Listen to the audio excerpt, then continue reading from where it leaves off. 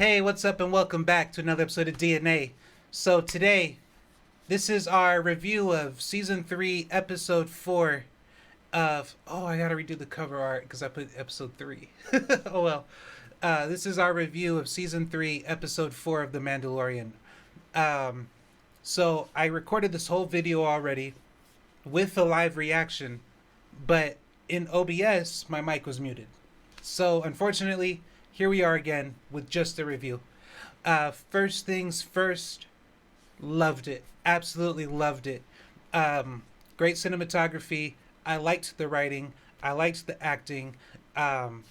Great shots, like actual directing and everything. I love a lot of the choices. A lot of cool things happened in this episode. Where do I start? The opening scene. The camera is panned out across the water. It's coming in, and you see just like the beach full of Mandalorians.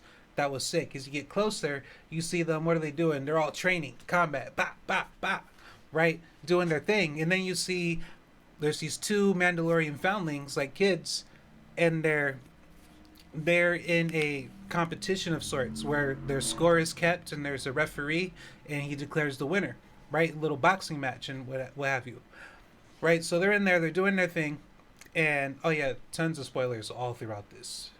Be warned, it's a review. Mando comes up, puts Grogu up there, and says he challenges him.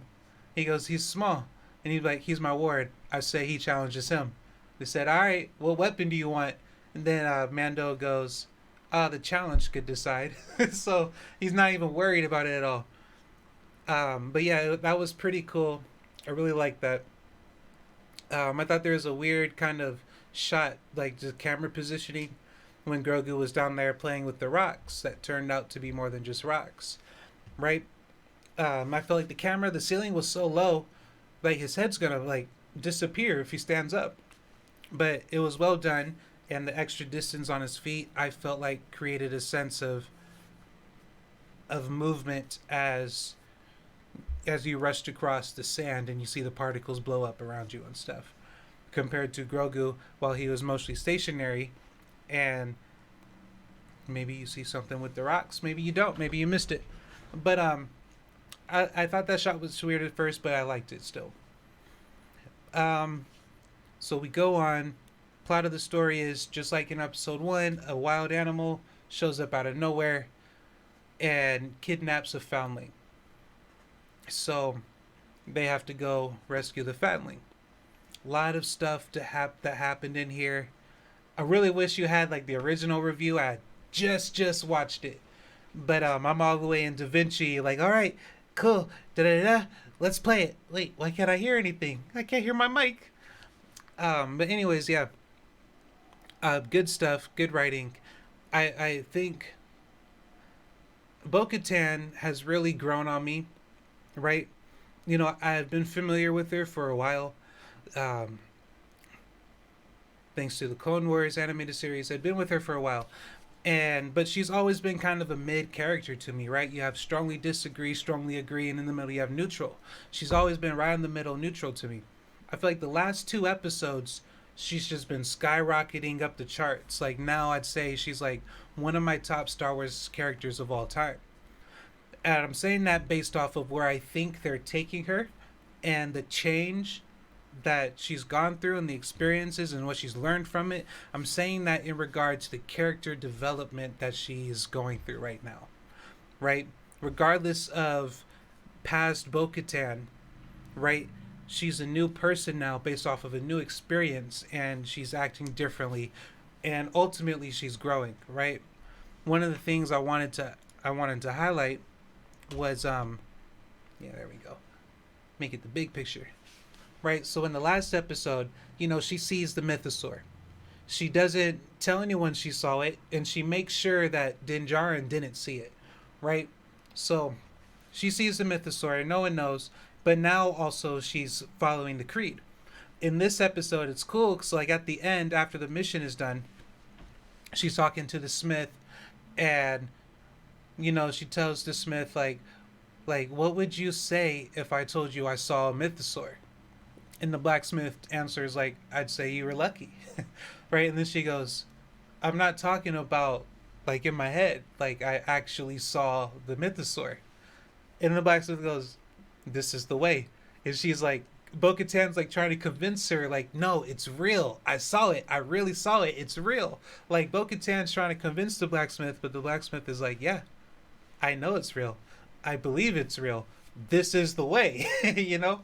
So I like that dynamic right there, and it really shows what the episode 3 was titled, "The Convert." It really shows the the conversion of Bo-Katan, right? So there's a place they climb this mountain.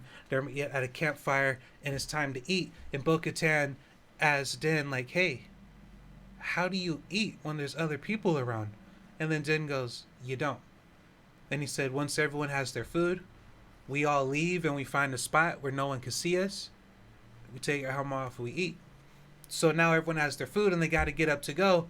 So Bo-Katan, she gets up and she's like, "Okay, where am I gonna go?" No, he went over there, and then Homeboy, the second in command, I don't remember his name. He comes over and goes, "No, you're leading the war party, so you have the honor of staying at the fire." Right? And to me, that was a really cool scene because you have Bo-Katan, who was formerly the leader of the Night Owls, who formerly mocked and laughed at everything they believed in and all their practices, right? And now she's like, right, you know what I mean? Like, she's essentially, as far as Mandalorians go, she was their enemy, right?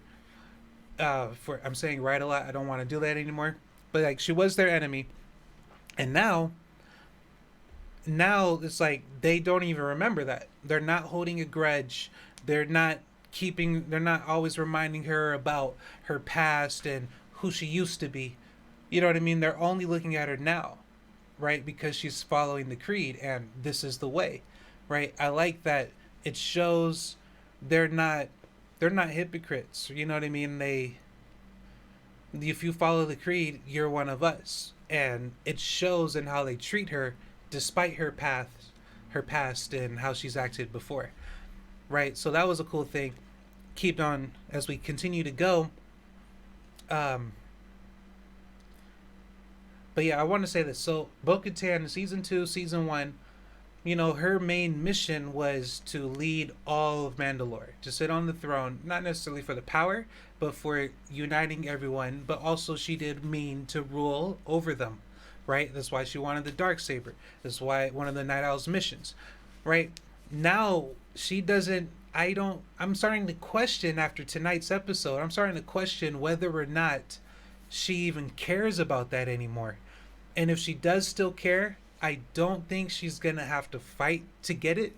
I don't think she's going to have to prove that she deserves it. I think the rest of them are going to choose her to lead them, right? So she's here. She follows the creed. She believes in the mythosaur. She saw the mythosaur, right? So she's converted. Now she's part of the group. Contributions already in this short time. She led the war party that saved a foundling. Remember, the blacksmith told her, "You have achieved the highest honor, saving foundlings." So her actions are already starting to speak for themselves. She led the war party. The mission succeeded, right? So not only did she save a foundling, she saved the second in command's son. Mad respect points just through the roof on that one, right? Right? Not only did she do that and that, but now the dragon thing. Oh, we're gonna touch on the dragon thing. No, trust me.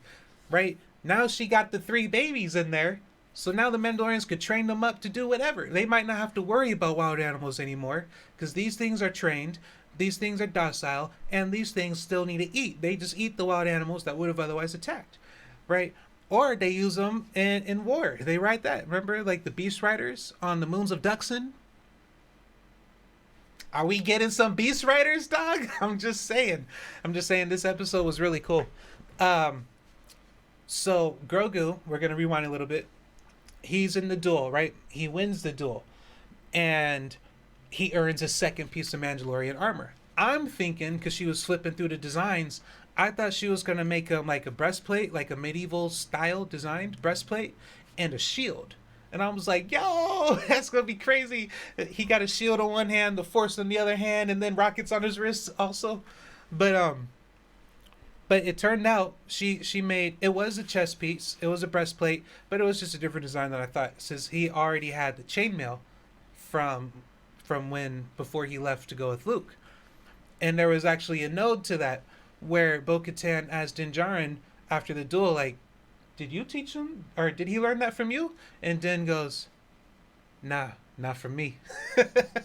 So it's gonna be cool how, even though Yoda, I'm sorry, even though Grogu isn't getting any training anymore from a Jedi, right? And so potentially his force knowledge and force powers are limited to what they are now. Like they'll grow in strength as he grows, but as far as his knowledge of what he can do and how he can use it, it's essentially limited because he doesn't have a teacher. Of course, he'll still discover stuff along the way. But regardless, even though he has a limited, I'm saying that loosely, even though he has a limited knowledge of the Force right now, just learning to fight as a Mandalorian and when to use what he knows, you know what I mean? It's going to make him such a formidable fighter. And then if they even go down a route to where he wins the dark saber, and now he's a Mandalorian wielding the dark saber and the Force, right? So much potential for where the show can go, and I hope they just keep writing. I hope there's more seasons. I would like this to be an eight season show. You know what I'm saying? I would like that, and I hope that this does that and gets there. But yeah, a lot of opportunity for Grogu. He has the new piece, and the piece also has the Mythosaur ingot. As we learn later in the episode, when the blacksmith tells Bo-Katan that this ingot, the Mythosaur represents all Mandalorians, right? And she says anyone could wear it. I don't think she meant anyone. I think she meant any Mandalorian can wear it, right? In which case, her putting it on Grogu's breastplate that she intentionally knew she was making for him and to give to him, right? That wasn't an accident. He didn't find it. It was made specifically for him, right? I believe that that was her acknowledging him as a Mandalorian, if that hasn't already been done. But yeah, that's cool. I look at Grogu as Din Djarin's foundling. The same way the son they rescued in this episode is, I don't know his name, the number 2 in command's foundling, right? And Mando is actively training. He put, when they were flying in episode 2 in the starship, he was telling them about the planets and how to read the speedometer and everything else that's up there, right? In the radar. I think that's what I was trying to say. But right, so he's already teaching him in ways to be a Mandalorian. And as he said in the battle, or before the duel started, it's time for you to start training in our ways. You know what I mean? Like, the time is now. I'm gonna slide my chair over because I keep walking into the picture.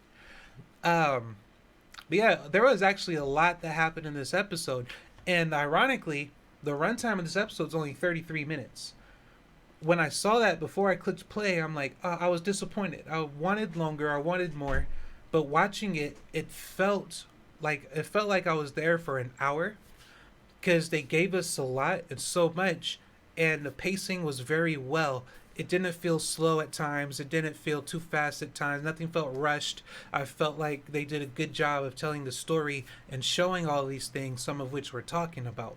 Even though it was only 33 minutes, I would argue that these 33 minutes were better than the 45 minutes of episode 2. You know what I mean? But, they had to pick up Bo-Katan to add her into the story for the rest. And I like what they're doing with Bo-Katan. I like where they're going with Bo-Katan. This series has made me a fan of Bo-Katan. That rhyme, don't hate the player, hate the game. Boss! Shout out to Tyrone Magnus. But anyways, this was, I really enjoyed this episode. I'm just wanting, the dragon. We were coming back to the dragon.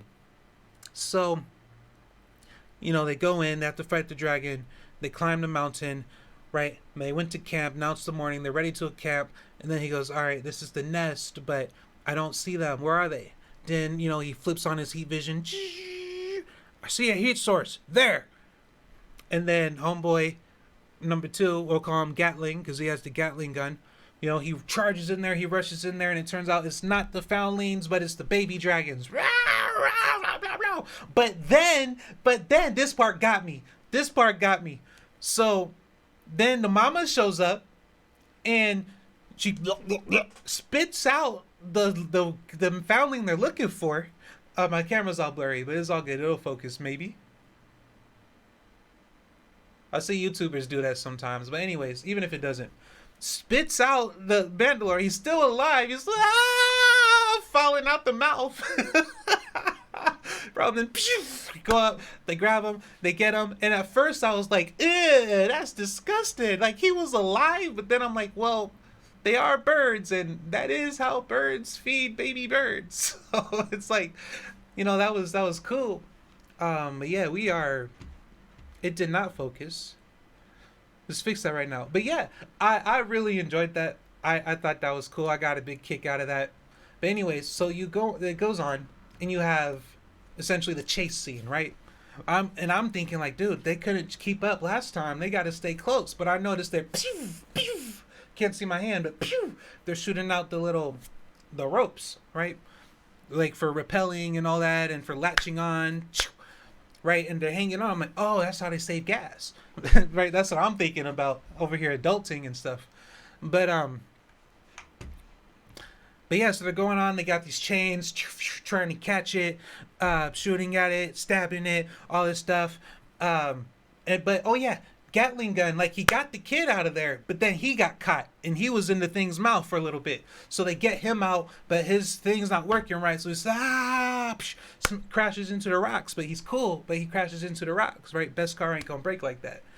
You know what I mean? Right, so now it's Bo-katan, the minions, and Din Djarin. They're over here doing their thing. They can't seem to get this thing down. And then, so the thing is flying.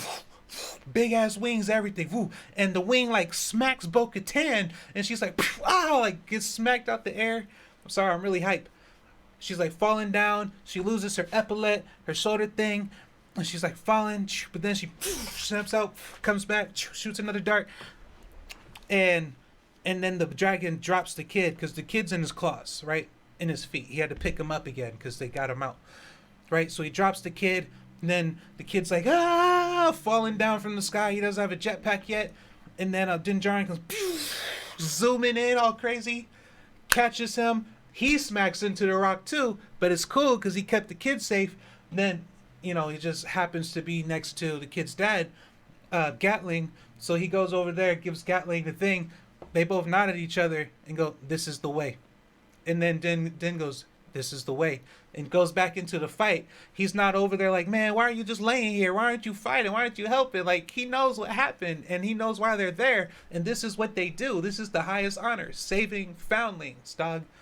There was a foundling lost, and they went to save it. That's what you do. You're a Mandalorian. Right? If they don't know how to fight, and they're still learning, you keep them safe until they know how to do it, right? You save foundlings. That's dope. This is the way. And but yeah, that was a great scene. So eventually the dragon, like, its mouth's kind of like chained shut. I was hoping it was like barbed wire, just because I'm thinking this thing has a lot of HP. I'm thinking as a video game, a lot of HP is going to take a lot of damage to get it down. You need a damage over time thing, like a barbed wire muzzle. But as I said it out loud, I was thinking like, dang, that's kind of inhumane. What if that's just a regular animal too? That's brutal. That's awful. I'm thinking as a monster, right? As a monster, that's how you do it. As an animal, nah, you can't do that. That's animal cruelty.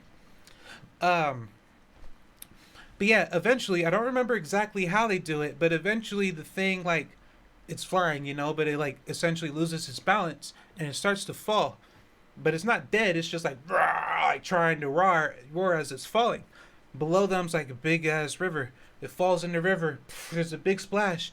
And I'm thinking to myself, like, all right, well, they don't actually have to kill it, do they? Because it didn't look like anyone chased down to finish it, right? And I'm thinking, well, they don't actually have to kill it. They came here to save the foundling, and they saved him. Mission accomplished.